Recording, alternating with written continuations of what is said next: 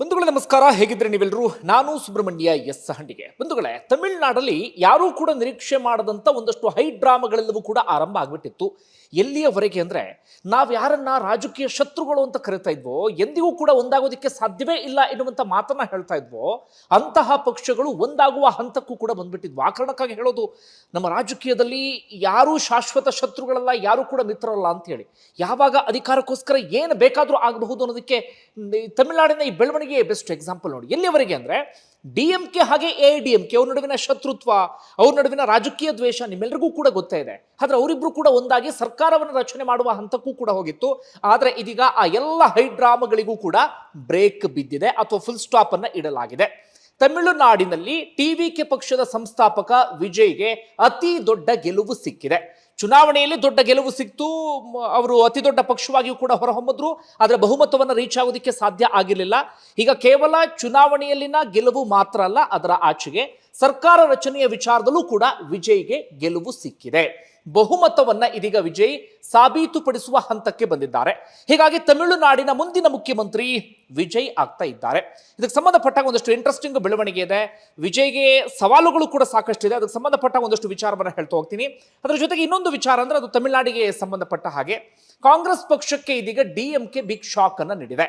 ಕಾಂಗ್ರೆಸ್ ನಾಯಕರು ಏನು ಹೇಳ್ತಾ ಇದ್ರು ಅಂದ್ರೆ, ನಾವು ತಮಿಳುನಾಡಲ್ಲಿ ಮಾತ್ರ ಡಿಎಂಕೆ ಮೈತ್ರಿಯನ್ನು ಕಳೆದುಕೊಂಡಿದ್ದೇವೆ ಎನ್ನುವಂತ ರೀತಿಯಲ್ಲಿ, ರಾಷ್ಟ್ರ ಮಟ್ಟದಲ್ಲಿ ಡಿಎಂಕೆ ಜೊತೆಗೆ ಮೈತ್ರಿ ಇದ್ದೇ ಇರುತ್ತೆ ಎನ್ನುವ ರೀತಿಯಲ್ಲಿ. ಆದ್ರೆ ಇದೀಗ ಡಿಎಂಕೆ ಕಾಂಗ್ರೆಸ್ಗೆ ಶಾಕ್ ಕೊಟ್ಟಿದೆ. ಇಲ್ಲ ಇಲ್ಲ, ತಮಿಳುನಾಡು ಮಾತ್ರ ಅಲ್ಲ, ನಾವು ನಿಮ್ಮ ಜೊತೆಗೆ ರಾಷ್ಟ್ರ ಮಟ್ಟದಲ್ಲೂ ಕೂಡ ಬರೋದಕ್ಕೆ ನಾವು ಇಷ್ಟಪಡೋದಿಲ್ಲ. ನೀವು ನಮ್ಮ ಬೆನ್ನಿ ಚೂರಿ ಹಾಕಿಬಿಟ್ರಿ, ನೀವು ನಮಗೆ ಮೋಸ ಮಾಡಿಬಿಟ್ರಿ, ನಾವ್ ಹೆಂಗೆ, ಯಾವ ಕಾರಣಕ್ಕಾಗಿ ರಾಷ್ಟ್ರ ಮಟ್ಟದಲ್ಲಿ ನಿಮ್ಮ ಜೊತೆ ಬರಬೇಕು ಅಂತ ಡಿಎಂಕೆ ಹೇಳ್ತಾ ಇದೆ. ಅದಕ್ಕೆ ಸಂಬಂಧಪಟ್ಟ ಒಂದಷ್ಟು ಪ್ರಮುಖ ಬೆಳವಣಿಗೆ ಆಗಿದೆ. ಮೊದಲು ಈಗ ವಿಜಯ್ ವಿಚಾರಕ್ಕೆ ಬರೋಣ. ಏನಾಯ್ತು ನಿಮ್ಮೆಲ್ಲರಿಗೂ ಕೂಡ ಗೊತ್ತಾ ಇದೆ. 108 ಸ್ಥಾನಕ್ಕೆ ಬಂದು ರೀಚ್ ಆಗಿದ್ರು. ಬಹುಮತಕ್ಕೆ 118 ಬೇಕಿತ್ತು. 108ರಲ್ಲೂ ಕೂಡ ಒಂದು ಮೈನಸ್ ಆಗುತ್ತೆ, ಯಾಕಂದ್ರೆ ವಿಜಯ್ 2 ವಿಧಾನಸಭಾ ಕ್ಷೇತ್ರದ ಸ್ಪರ್ಧೆ ಮಾಡಿದ್ದಾರೆ, ಒಂದು ರಾಜೀನಾಮೆಯನ್ನು ಕೊಡಲೇಬೇಕು. ಹೀಗಾಗಿ ವಿಜಯ್ಗೆ ಇನ್ನು ಬೇರೆ ಬೇರೆ ಪಕ್ಷಗಳ ಶಾಸಕರ ಬೆಂಬಲವೂ ಕೂಡ ಅನಿವಾರ್ಯ ಆಗಿತ್ತು.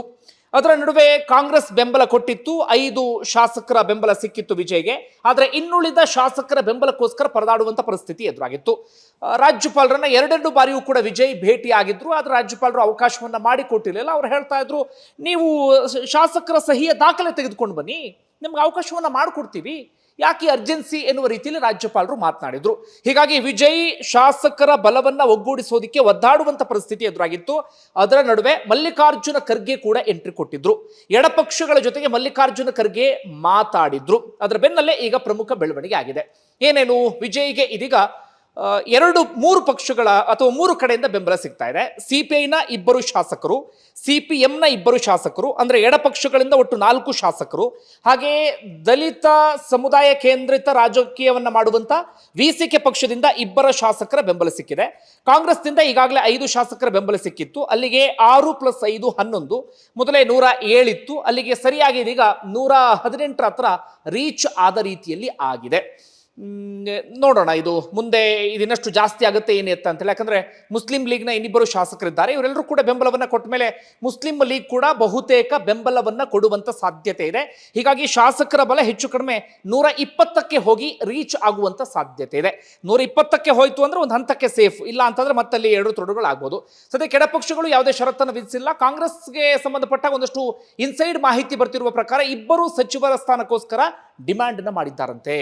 ಈ ಡಿಎಂಕೆ ವಿಚಾರದಲ್ಲಿ ಏನಾಗಿತ್ತು ಅಂದ್ರೆ, ಅವರಿಗೆ ಇಲ್ಲಿವರೆಗೂ ಕೂಡ ಸಚಿವ ಸ್ಥಾನ ಸಿಕ್ಕಿರಲಿಲ್ಲ. ಡಿಎಂಕೆ ಸರ್ಕಾರದ ಪಾಲಾಗಿದ್ರು ಕೂಡ ಕಾಂಗ್ರೆಸ್ ಅವರಿಗೆ ಸಚಿವ ಸ್ಥಾನ ಸಿಕ್ಕಿರಲಿಲ್ಲ. ಆದರೆ ಇದೀಗ ತಮಿಳುನಾಡಲ್ಲಿ ಪ್ರಪ್ರಥಮ ಬಾರಿಗೆ ಕಾಂಗ್ರೆಸ್ಗೆ 2 ಸಚಿವ ಸ್ಥಾನ ಸಿಗ್ತಾ ಇದೆ. ಇನ್ನುಳಿದಂತೆ ಎಡಪಕ್ಷಗಳಿಗೂ ಕೂಡ ಕೊಡಬಹುದು ಅಂತ ಕಾಣುತ್ತೆ. ವಿಸಿಕೆ ಅವರೇನೋ DCMಗೆ ಡಿಮ್ಯಾಂಡ್ ಮಾಡ್ತಿದ್ರು ಎನ್ನುವಂತ ಮಾಹಿತಿ ಬರ್ತಾ ಇದೆ, ಗೊತ್ತಿಲ್ಲ. ಅದಕ್ಕೆ ಸಂಬಂಧಪಟ್ಟಾಗೆ ಇನ್ನಷ್ಟೇ ಕ್ಲಾರಿಟಿ ಎಲ್ಲವೂ ಕೂಡ ಸಿಗಬೇಕಾಗಿದೆ. ಇಷ್ಟೆಲ್ಲ ಆದ್ಮೇಲೆ ವಿಜಯ್ ಸಹಜವಾಗಿ ರಾಜ್ಯಪಾಲರನ್ನ ಭೇಟಿ ಆಗ್ತಾರೆ. ರಾಜ್ಯಪಾಲರನ್ನ ಭೇಟಿ ಆದ ಬಳಿಕ ಅಲ್ಲಿ ಸರ್ಕಾರ ರಚನೆಗೆ ಹಕ್ಕನ್ನು ಮಂಡಿಸ್ತಾರೆ. ರಾಜ್ಯಪಾಲರಿಗೆ ಬಹುಮತ ಸಿಕ್ಕಿರುವಂತ ಕಾರಣಕ್ಕಾಗಿ ಸರ್ಕಾರ ರಚನೆಗೆ ಅವಕಾಶವನ್ನ ಮಾಡಿಕೊಡ್ತಾರೆ. ನಾಳೆ ಅಥವಾ ನಾಡಿದ್ದು ಪ್ರಮಾಣ ವಚನ ಇರುತ್ತೆ. ಈ ಮೂಲಕ ವಿಜಯ್ ಪ್ರಪ್ರಥಮ ಪ್ರಯತ್ನದಲ್ಲೇ ತಮಿಳುನಾಡಿನ ಮುಖ್ಯಮಂತ್ರಿ ಆಗ್ತಿದ್ದಾರೆ. ಸಾಧಾರಣವಾಗಿ ಇದೆಲ್ಲವನ್ನು ಕೂಡ ನಾವು ಸಿನಿಮಾದಲ್ಲಿ ನೋಡ್ತಾ ಇದ್ವಿ. ಸಿನಿಮಾದಲ್ಲಿ ಕತೆ ಅಥವಾ ನಾಯಕರ ಪಾತ್ರಗಳು ನೋಡ್ತಾ ಇದ್ವಲ್ಲ, ದಿಢೀರಂತೆ ಯಾವುದೋ ಒಂದು ಪಕ್ಷವನ್ನು ಹುಟ್ಟು ಹಾಕ್ಬಿಟ್ರಂತೆ, ಭರ್ಜರಿ ಪ್ರಚಾರವನ್ನು ಮಾಡಿಬಿಟ್ರಂತೆ, ಜನರ ಬೆಂಬಲ ಸಿಕ್ಬಿಡ್ತಂತೆ, ಬಹುಮತವನ್ನು ರೀಚ್ ಆಗ್ಬಿಟ್ರಂತೆ, CM ಆಗ್ಬಿಟ್ರಂತೆ, ಬರೀ 2-3 ವರ್ಷಗಳಲ್ಲಿ ಇವೆಲ್ಲವೂ ಕೂಡ ಆಗುತ್ತಂತೆ. ನಾವು ಅವಾಗ ಮಾತನಾಡ್ಕೊಳ್ತಿದ್ವಿ, ಇವೆಲ್ಲ ಸಿನಿಮಾದಲ್ಲಿ ಸಾಧ್ಯ, ನಿಜ ಜೀವನದಲ್ಲಿ ಸಾಧ್ಯನಾ ಎನ್ನುವ ರೀತಿಯಲ್ಲಿ. ಅದರಿಂದ ಈಗ ವಿಜಯ್ ಪಾಲಿಗೆ ಸಿನಿಮಾದಲ್ಲಿ ಅಲ್ಲ, ನಿಜ ಜೀವನದಲ್ಲೇ ಆ ರೀತಿಯಾಗಿ ಆಗುವಂತ ಒಂದು ಒಳ್ಳೆ ಬೆಳವಣಿಗೆ ಆಗಿದೆ ವಿಜಯ್ಗೆ ಸಂಬಂಧಪಟ್ಟ ಹಾಗೆ. ನೋಡ ಮುಂದೆ ಇನ್ನೊಂದಷ್ಟು ಡೆವಲಪ್ಮೆಂಟ್ಸ್ ಎಲ್ಲವೂ ಕೂಡ ಆಗ್ತಾ ಹೋಗುತ್ತೆ. ಇನ್ನೊಂದು ಬೆಳವಣಿಗೆ ನಾನು ಆಗಲೇ ಹೇಳೋದ್ನಲ್ಲ, DMK ಮತ್ತು ADMK ಸರ್ಕಾರ ರಚನೆಗೆ ಒಂದು ಹಂತಕ್ಕೆ ಮುಂದೆ ಹೋಗೇ ಬಿಟ್ಟಿದ್ವು. ಈಗ DMK ಏನು ಷರತ್ತನ್ನು ವಿಧಿಸಿತ್ತಂದ್ರೆ ADMKಗೆ ನೀವು BJPಯ ಸಖ್ಯವನ್ನು ಬಿಟ್ಟು ಬರಬೇಕು ಎನ್ನುವಂಥ ರೀತಿಯಲ್ಲಿ. ಆದರೆ BJP ಪ್ಲಾನ್ ಏನಾಗಿತ್ತು ಅಂದರೆ, ನಿಮಗೆ ದಕ್ಷಿಣ ರಾಜ್ಯಗಳಲ್ಲಿ ಬಹಳ ಚೆನ್ನಾಗಿ ಗೊತ್ತಿದೆ. ದಕ್ಷಿಣ ರಾಜ್ಯಗಳಲ್ಲಿ ಕರ್ನಾಟಕದಲ್ಲಿ ಕಾಂಗ್ರೆಸ್ ಇದೆ, ಪಕ್ಕ ತೆಲಂಗಾಣದಲ್ಲಿ ಕಾಂಗ್ರೆಸ್ ಇದೆ, ಈ ಕಡೆ ಕೇರಳದಲ್ಲೂ ಈಗ ಕಾಂಗ್ರೆಸ್ ಬಂದಿದೆ, ಇಲ್ಲಿ ತಮಿಳುನಾಡಲ್ಲೂ TVKಗೆ ಕಾಂಗ್ರೆಸ್ ಬೆಂಬಲ ಕೊಟ್ಟಿರುವ ಕಾರಣಕ್ಕಾಗಿ ಅಲ್ಲೂ ಕೂಡ ಇದೀಗ ಕಾಂಗ್ರೆಸ್ ಮೈತ್ರಿ ಸರ್ಕಾರ ರಚನೆ ಆದಂತಾಗಿದೆ. ಅದನ್ನು ತಪ್ಪಿಸೋದಕ್ಕೆ BJP ಸಾಕಷ್ಟು ತಂತ್ರವನ್ನು ಹುಡ್ತಾ ಇತ್ತು. ಏನು ಮಾಡಿತ್ತು ಅಂದರೆ, TVKಗೆ ADMK ಬೆಂಬಲವನ್ನು ಕೊಡಬೇಕು ಅಂತ ಅಮಿತ್ ಶಾ ಸೂಚನೆಯನ್ನು ಕೊಟ್ಟಿದ್ರಂತೆ, ನೀವು ಬೆಂಬಲವನ್ನು ಕೊಡಬೇಕು ಎನ್ನುವಂಥ ರೀತಿಯಲ್ಲಿ. ಆದರೆ ಪಳನಿಸ್ವಾಮಿ ಅದು ಒಪ್ಪಿಗೆಯನ್ನು ಕೊಟ್ಟಿರಲಿಲ್ಲ, ಯಾಕಂದ್ರೆ ನಮ್ಮ ಅಸ್ತಿತ್ವವೇ ಹೊರಟೋಗ್ಬಿಡುತ್ತೆ ಎನ್ನುವಂಥ ರೀತಿಯಲ್ಲಿ. ನಮ್ಮ ಪಕ್ಷ ಮೊದಲೇ ಈಗ ನೆಲಕಚ್ಚುವ ಸ್ಥಿತಿಗೆ ಬಂದಿದೆ, ನಾವು ಅವ್ರಿಗೆ ಬೆಂಬಲವನ್ನು ಕೊಟ್ವಿ ಅಂತಾದರೆ ನಮ್ಮ ಅಸ್ತಿತ್ವ ಇರೋದೇ ಎಲ್ಲ ಹೋಗ್ತಾ ಹೋಗ್ತಾ ಹೋಗ್ತಾ ನಮ್ಮ ಪಕ್ಷ ಅವ್ರ ಜೊತೆಗೆ ವಿಲೀನ ಆಗುವ ಹಂತಕ್ಕೆ ಬಂದು ಬಿಡಬಹುದು ಎನ್ನುವ ರೀತಿಯಲ್ಲಿ. ಆದರೆ ADMKಯಲ್ಲಿ ಇದ್ದಂಥ ಒಂದು ಶಾಸಕರ ಬಣ TVKಗೆ ಬೆಂಬಲ ಕೊಡುವ ನಿಟ್ಟಿನಲ್ಲಿ ಸೀರಿಯಸ್ ಆಗಿ ಯೋಚನೆಯನ್ನು ಮಾಡ್ತಾ ಇತ್ತು, ನಾವು ಬೆಂಬಲವನ್ನು ಕೊಡೋದಕ್ಕೆ ಸಿದ್ಧ ಇದ್ದೇವೆ ಎನ್ನುವಂಥ ರೀತಿಯಲ್ಲಿ. ಒಟ್ಟಾರೆಯಾಗಿ BJP ಅಂಥದ್ದೊಂದು ತಂತ್ರವನ್ನು ಅಲ್ಲಿ ಹೆಣಿತಾ ಇತ್ತು. ಇಂಥದ್ದೆಲ್ಲ ಒಳಗೊಳಗೆ ಆಗ್ತಿರುತ್ತೆ ರಾಜಕಾರಣದಲ್ಲಿ. ಇನ್ನೊಂದು ಕಡೆಯಿಂದ DMK ಮತ್ತು ADMK ಬಗ್ಗೆ ಹೇಳದ್ನಲ್ಲ, ಅಲ್ಲೂ ಕೂಡ ಸರ್ಕಾರ ರಚನೆಗೆ ಒಂದು ಹಂತ ಕಸರತ್ತುಗಳೆಲ್ಲವೂ ಕೂಡ ಶುರುವಾಗಿತ್ತು. DMKಗೆ ಅಂತ ಆಸಕ್ತಿಯನ್ನು ಇರಲಿಲ್ವಂತೆ, ADMK ಸ್ವಲ್ಪ ಆಸಕ್ತಿಯನ್ನು ತೋರ್ತಾ ಇತ್ತು, ಆದರೆ ಇವರಿಗೆ ಆಸಕ್ತಿ ಇರಲಿಲ್ಲ. ಆದರೂ ಒಂದಷ್ಟು ಬೆಳವಣಿಗೆ ಅಂಥದ್ದೆಲ್ಲವೂ ಕೂಡ ಆಗಿತ್ತು ಬಿಡಿ. ಒಟ್ಟಾರೆಯಾಗಿ ಪರಮ ಶತ್ರುಗಳು ಮಿತ್ರರಾಗುವ ಹಂತಕ್ಕೂ ಕೂಡ ಬಂದು ಹೋಗಿತ್ತು. ಅದರ ಅಂತಿಮವಾಗಿ ಇದೀಗ ವಿಜಯ್ ಸರ್ಕಾರವನ್ನು ರಚನೆ ಮಾಡ್ತಿದ್ದಾರೆ. ಮುಂದೆ ಅವರ ಸಚಿವ ಸಂಪುಟ ಹೇಗಿರುತ್ತೆ, ಯಾರ್ಯಾರಿಗೆ ಸಚಿವ ಸ್ಥಾನವನ್ನು ಕೊಡ್ತಾರೆ, ಏನು ಕತೆ, ಅದೆಲ್ಲವನ್ನು ಕೂಡ ಕಾದು ನೋಡೋಣ. ಸಂಬಂಧಪಟ್ಟ ಬೆಳವಣಿಗೆ ಆದಮೇಲೆ ಅದಕ್ಕೆ ಸಂಬಂಧಪಟ್ಟಂತ ಅಪ್ಡೇಟ್ ಅನ್ನು ನಿಮ್ಮ ಮುಂದೆ ಇಡ್ತೇನೆ. ಹಾಗಾದ್ರೆ ವಿಜಯ್ ಮುಂದೆ ಇರುವಂತಹ ಸವಾಲುಗಳೇನು? ಸಾಕಷ್ಟು ಸವಾಲುಗಳಿದ್ದಾವೆ. ಯಾಕಂದ್ರೆ ಮೊದಲ ಸವಾಲು ಏನಪ್ಪಾ ಅಂದ್ರೆ, ವಿಜಯ್ ಮುಖ್ಯಮಂತ್ರಿ ಆಗ್ತಿರೋದೇ ಪ್ರಥಮ ಬಾರಿಗೆ, ರಾಜಕಾರಣಕ್ಕೆ ಬಂದಿದ್ದ 2 ವರ್ಷದಲ್ಲಿ, ಹೆಚ್ಚಿನ ರಾಜಕೀಯ ಅನುಭವ ಇಲ್ಲ, ಆಡಳಿತ ಅನುಭವ ಅಂತೂ ಇಲ್ಲವೇ ಇಲ್ಲ. ಇನ್ನು ವಿಜಯ್ ಪಕ್ಷದಲ್ಲಿ ಈಗ ಶಾಸಕರಾಗಿ ಗೆದ್ದು ಬಂದಂಥವರಲ್ಲಿ ಕೆಲವು ಮಂದಿಗೆ ಆ ಆಡಳಿತ ಅನುಭವ ಇದೆ ಬಿಟ್ರೆ ಬಹುತೇಕರೆಲ್ಲರೂ ಕೂಡ ಹೊಸಬ್ರು. ಆಟೋ ಡ್ರೈವರ್ ಒಬ್ರು ಗೆದ್ದಿದ್ದಾರೆ, ವಿಜಯ್ ಡ್ರೈವರ್ ಮಗ ಒಬ್ರು ಗೆದ್ದಿದ್ದಾರೆ, ಹೀಗೆ ಬೇರೆ ಬೇರೆ ಕಡೆಗಳಲ್ಲಿ ಬೇರೆ ಬೇರೆ ಕ್ಷೇತ್ರದವರೆಲ್ಲರೂ ಕೂಡ ಗೆಲುವನ್ನು ಸಾಧಿಸಿದ್ದಾರೆ. ಅದರ ಆಡಳಿತಕ್ಕೆ ಸಂಬಂಧಪಟ್ಟ ಹಾಗೆ ಯಾವುದೇ ಅನುಭವ ಇಲ್ಲ. ಒಮ್ಮೊಮ್ಮೆ ಶಾಸಕರಿಗೆ ಅನುಭವ ಇಲ್ಲ ಅಂತಾದಾಗ ಏನಾಗ್ಬಿಡುತ್ತೆ ಅಂದ್ರೆ, ಅಧಿಕಾರಿಗಳಲ್ಲಿ ಪಾರುಪತ್ಯವನ್ನು ಸಾಧಿಸೋದಕ್ಕೆ ಪ್ರಯತ್ನವನ್ನು ಪಟ್ಬಿಡ್ತಾರೆ. ಅಧಿಕಾರಿಗಳ ಕೈಗೆಲ್ಲವೂ ಕೂಡ ಹಿಡಿತ ಸಿಕ್ಕಿಬಿಡ್ತು ಅಂತ ಆಗಿಬಿಟ್ರೆ ಅವ್ರು ಆಡಿದ್ದೇ ಆಟ ಎನ್ನುವ ಹಂತಕ್ಕೆ ಹೋಗ್ಬಿಡುತ್ತೆ. ಹೀಗಾಗಿ ವಿಜಯ್ ಈಗ ಆಡಳಿತದ ವಿಚಾರದಲ್ಲಿ ಹೇಗೆ ನಿಭಾಯಿಸ್ತಾರೆ, ಈಗಲೇ ಅವ್ರಿಗೆ ಏನು ಮಾಡೋಕ್ಕಾಗಲ್ಲ ಅಂತ ನಾವು ಶರ ಬರೆಯೋದಕ್ಕೆ ಸಾಧ್ಯ ಆಗೋದಿಲ್ಲ. ಅದಕ್ಕೆ ನಾವು ಕಾದು ನೋಡಬೇಕಾಗಿದೆ. ಅಂದ್ರೆ ಯಾವ ರೀತಿಯಾಗಿ ಆಡಳಿತ ಮಾಡ್ತಾರೆ, ಏನು ಕತೆ ಅಂತೇಳಿ ಅಂಥದ್ದೊಂದು ಸವಾಲಂತೂ ಅವ್ರ ಮುಂದೆ ಇದ್ದೇ ಇದೆಯಾ. ಇನ್ನೊಂದು ಸವಾಲು ಏನಪ್ಪಾ ಅಂದ್ರೆ, ಈಗ ಅವರು ಸರ್ಕಾರ ರಚನೆ ಮಾಡ್ತಿದ್ದಾರಲ್ಲ, ಇದು ಸರಳ ಬಹುಮತದ ಮೂಲಕ. ಈಗ 118ಕ್ಕೆ ಬಂದಿದ್ದಾರೆ, ಹಬ್ಬಬ್ಬ ಅಂದ್ರೆ 120ಕ್ಕೆ ಹೋಗ್ಬೋದು. ಇನ್ನೇನಾದರೂ ADMK ಇಂದ ಒಂದಷ್ಟು ಶಾಸಕರು ಹೊರಗಡೆ ಬಂದು ಇವ್ರಿಗೆ ಬೆಂಬಲ ಕೊಟ್ಟರೆ ಬಲಿಷ್ಠ ಸರ್ಕಾರ ಆಗುತ್ತೆ. ಇಲ್ಲ ಅಂತ ಆಗ್ಬಿಟ್ರೆ ಈಗ ಒಂದು ಎಜ್ಜಿನಲ್ಲೇ ಸರ್ಕಾರವನ್ನು ರಚನೆ ಮಾಡಿದಂಥ ಸ್ಥಿತಿ. ಸ್ವಲ್ಪ ಏನಾದರೂ ಎಡವಟ್ಟ ಆಯಿದ್ರೂ ಕೂಡ ಸರ್ಕಾರವೇ ಬಿದ್ದು ಹೋಗುವಂಥ ಪರಿಸ್ಥಿತಿ ಇರುತ್ತೆ. ಹೀಗಾಗಿ ಅದನ್ನು ಕೂಡ ನಿಭಾಯಿಸಬೇಕಾದಂಥ ಪರಿಸ್ಥಿತಿ ಇದೆ. ಇನ್ನೊಂದು ವಿಚಾರ ಅಂದರೆ, ವಿಜಯ್ ಗೆಲುವನ್ನು ಸಾಧಿಸಿದ್ದು ಅಂದರೆ ಬರೀ ಸಿನಿಮಾ ಸ್ಟಾರ್ ಎನ್ನುವ ಕಾರಣಕ್ಕಾಗಿ ಅಥವಾ ಯಾವುದೋ ಪ್ರಚಾರ ವರ್ಕೌಟ್ ಆಯಿತು ಎನ್ನುವ ರೀತಿಯಲ್ಲಿ ಅಲ್ಲ. ವಿಜಯ್ ಕೂಡ ಬೇರೆ ಪಕ್ಷಗಳಿಗಿಂತ ತೀರಾ ಭಿನ್ನವಾಗಿ ಎಲ್ಲೂ ಕೂಡ ಕಾಣಿಸ್ತಿಲ್ಲ. ಹೊಸ ಪಕ್ಷ ಅನ್ನೋದ್ರ ಹೊರತಾಗಿ, ಬರೀ DMK ADMK ಇತ್ತು ಅನ್ನೋದ್ರ ಹೊರತಾಗಿ, TVK ಅನ್ನೋದೊಂದು ಹೊಸ ಪಕ್ಷ ಅನ್ನೋದ್ರ ಹೊರತಾಗಿ ಅದರ ಆಚೆಗೆ ಬೇರೆ ಭಾಳ ಹೊಸದಾಗಿ ಏನು ಕಾಣಲಿಲ್ಲ ಪ್ರಚಾರ ಸಂದರ್ಭದಲ್ಲಿ. ಒಂದಂದ್ರೆ ಜಾತಿ ಧರ್ಮದ ವಿಚಾರ ಪ್ರಸ್ತಾಪ ಮಾಡಲಿಲ್ಲ, ಜನರ ನಡುವೆ ವಿಷ ಬೀಜವನ್ನು ಬಿತ್ತಿಲ್ಲ, ಜನರನ್ನು ಹೊಡೆಯುವಂಥ ಪ್ರಯತ್ನವನ್ನು ಮಾಡಲಿಲ್ಲ. ಜೊತೆಗೆ ಎಜುಕೇಷನ್ ಬಗ್ಗೆ, ಹಾಸ್ಪಿಟಲ್ ಬಗ್ಗೆ ಇಂಥ ವಿಚಾರಗಳು ಜಾಸ್ತಿ ಪ್ರಸ್ತಾಪ ಆಯಿತು. ಆದರೆ ಹೆಚ್ಚು ವಿಜಯ್ಗೆ ವರ್ಕೌಟ್ ಆಗಿದ್ದು ಯಾವುದು ಅಂದರೆ, ಅವರು ಕೂಡ ಒಂದಷ್ಟು ಫ್ರೀ ಬೀಸ್ಗಳನ್ನು ಘೋಷಣೆ ಮಾಡಿದ್ರು, ಉಚಿತ ಯೋಜನೆಗಳ ಘೋಷಣೆ. ಯಾವ್ದ್ಯಾವುದು ಅನ್ನೋದ್ರ ಪಟ್ಟಿಯನ್ನು ಮತ್ತೊಮ್ಮೆ ನಾವೆಲ್ಲರೂ ಕೂಡ ನೆನಪು ಮಾಡ್ಕೊಳ್ಳೋಣ. ನಿಮ್ಮಲ್ಲಿ ಒಂದಷ್ಟು ಜನ ಮರ್ತಿರ್ಬೋದು. ಒಂದೇನಪ್ಪ ಅಂದ್ರೆ, ರಾಜ್ಯದ ಪ್ರತಿ ಮಹಿಳೆಗೆ ಮಾಸಿಕ 2,500 ಆರ್ಥಿಕ ನೆರವು ನೀಡೋದಾಗಿ ಘೋಷಣೆ ನೀಡಿದ್ದಾರೆ. ಸರ್ಕಾರಿ ಉದ್ಯೋಗಗಳ ಕುಟುಂಬವನ್ನು ಹೊರತುಪಡಿಸಿ 60 ವರ್ಷದವರೆಗಿನ ಮಹಿಳೆಯರಿಗೆ ಇದು ಅನ್ವಯಿಸುತ್ತೆ ಎನ್ನುವಂಥ ರೀತಿಯಲ್ಲಿ ಇದಕ್ಕೆ ಈಗ ದುಡ್ಡನ್ನು ಹೊಂದಿಸಬೇಕು. ಶಿಕ್ಷಣ ಖಾತ್ರಿ ಯೋಜನೆ ಅಂತ ಶಾಲಾ ಮಕ್ಕಳ ತಾಯಂದಿರಿಗೆ ಅಥವಾ ಪೋಷಕರಿಗೆ ವರ್ಷಕ್ಕೆ 15,000 ಸಹಾಯಧನ ನೀಡುವುದು. ಇದರಿಂದ ಮಕ್ಕಳು ಆರ್ಥಿಕ ಸಂಕಷ್ಟದಿಂದ ಶಿಕ್ಷಣಕ್ಕೆ ಅರ್ಧಕ್ಕೆ ನಿಲ್ಲಿಸೋ ತಪ್ಪುತ್ತೆ ಅನ್ನೋದು ಇವ್ರ ಉದ್ದೇಶ ಆಗಿತ್ತು. ಅದಕ್ಕೆ ಹಣವನ್ನು ಹೊಂದಿಸಬೇಕಾಗಿದೆ. ಉಚಿತ ಬಸ್ ಪ್ರಯಾಣ ನಮ್ಮಲ್ಲಿ ಇದೆಯಲ್ಲ ಶಕ್ತಿ ಯೋಜನೆ, ಹಾಗೆ ತಮಿಳುನಾಡಿನಾದ್ಯಂತ ಸರ್ಕಾರಿ ಬಸ್ಗಳಲ್ಲಿ ಮಹಿಳೆಯರಿಗೆ ಉಚಿತ ಪ್ರಯಾಣ. ಇದಕ್ಕೆ ದುಡ್ಡು ಬೇಕು. ಮದುವೆ ಉಡುಗೊರೆ, ಬಡ ಕುಟುಂಬದ ಹೆಣ್ಣು ಮಕ್ಕಳ ಮದುವೆಗೆ 1,000 ಚಿನ್ನ ಅಂದ್ರೆ 8 ಗ್ರಾಂ ಚಿನ್ನ ಮತ್ತು ರೇಷ್ಮೆ ಸೀರೆಯನ್ನ ಉಡುಗೊರೆಯಾಗಿ ನೀಡುವುದು. ಇದಕ್ಕೂ ಹಣವನ್ನು ಹೊಂದಿಸಬೇಕು. ಬಡ್ಡಿ ರಹಿತ ಸಾಲ, ಮಹಿಳಾ ಸ್ವಸಹಾಯ ಸಂಘಗಳಿಗೆ ಉತ್ಪಾದನಾ ಸಾಮರ್ಥ್ಯ ಹೆಚ್ಚಿಸಲು 5 ಲಕ್ಷದವರೆಗೆ ಬಡ್ಡಿ ರಹಿತ ಸಾಲವನ್ನು ನೀಡುವುದು. ಹಾಗೆ ಇನ್ನೊಂದು ಯಾವುದು, ಶಿಶು ಕಲ್ಯಾಣ, ಜನಿಸಿದ ಪ್ರತಿ ಮಗುವಿಗೆ ಚಿನ್ನದ ಉಂಗುರ ಮತ್ತು ಪೌಷ್ಟಿಕಾಂಶದ ಕಿಟ್ ಒಳಗೊಂಡ ಬೇಬಿ ವೆಲ್ಕಮ್ ಕಿಟ್ ನೀಡುವುದು. ಆರೋಗ್ಯ ಮತ್ತು ನೈರ್ಮಲ್ಯ ಅಂದರೆ ಪಡಿತರ ಅಂಗಡಿಗಳು, ಶಾಲೆ ಮತ್ತು ಕಾಲೇಜುಗಳಲ್ಲಿ ಮಹಿಳೆಯರಿಗೆ ಉಚಿತ ಸ್ಯಾನಿಟರಿ ನ್ಯಾಪ್ಕಿನ್ ಅನ್ನು ವಿತರಣೆ. ಇದೆಲ್ಲದಕ್ಕೂ ಕೂಡ ಇದೀಗ ವಿಜಯ್ ಹಣವನ್ನು ಹೊಂದಿಸಬೇಕು.